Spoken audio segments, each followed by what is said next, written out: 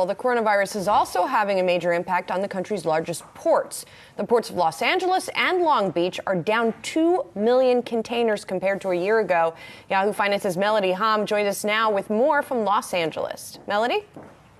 Yeah, Julie, and of course the ports of Long Beach and Los Angeles are the two largest in this country and have seen a lot of slowed activity over the last couple of weeks, especially the last month, given the looming threat of coronavirus.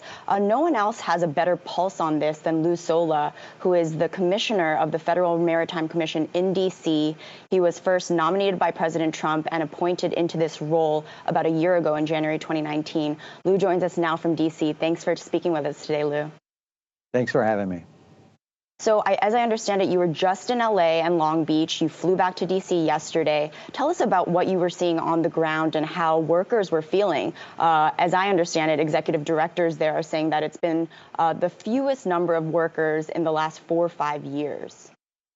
Yes, thank you. I returned from Los Angeles yesterday. I visited with the ports of Long Beach and LA, which are the two largest ports in the country. So far this year, we've have about 111 blank sailings, which are canceled sailings. We're down, as you stated, 2 million containers so far this year. The good news is that there has been a steady increase of cargo coming from China since the 15th of February, but it's very slow and it's going to take some time.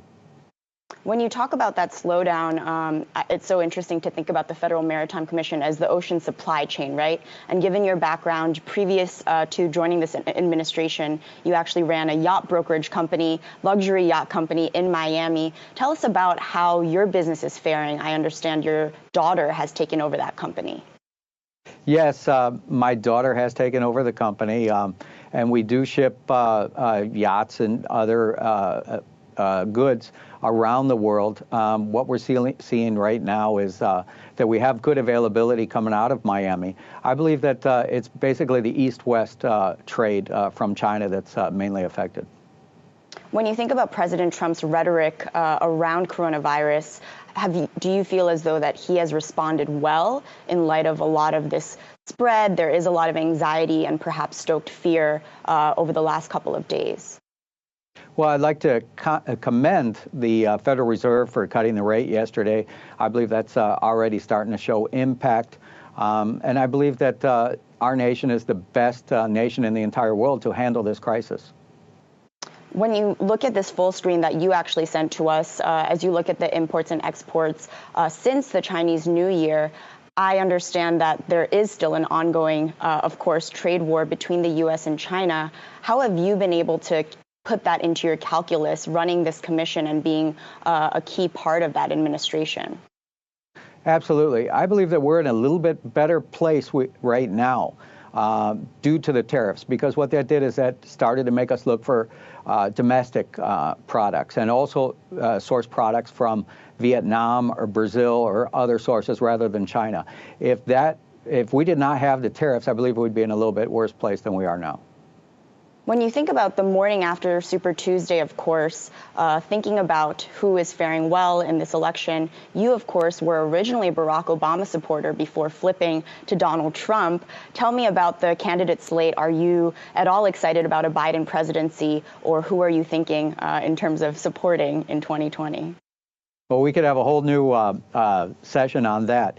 But I believe that the second term of Donald Trump is a great opportunity for the country to come together, to get a lot done if there's not another election on the horizon. So I look forward to that. But kind of following up on that, out of the candidates that you see, we know Mike Bloomberg did drop out this morning. Is there anyone you feel like would be positive, not only for the ocean supply chain, but also as a small business owner? Who would you feel as though is the best Democratic candidate for your goals and your mission? Well, in my personal capacity, we're a typical American family. I believe that there's some of my family members are definitely for Bernie, but the majority of them are Republicans and pro-business and are with President Trump. I believe it's going to be a great opportunity for the country to come together.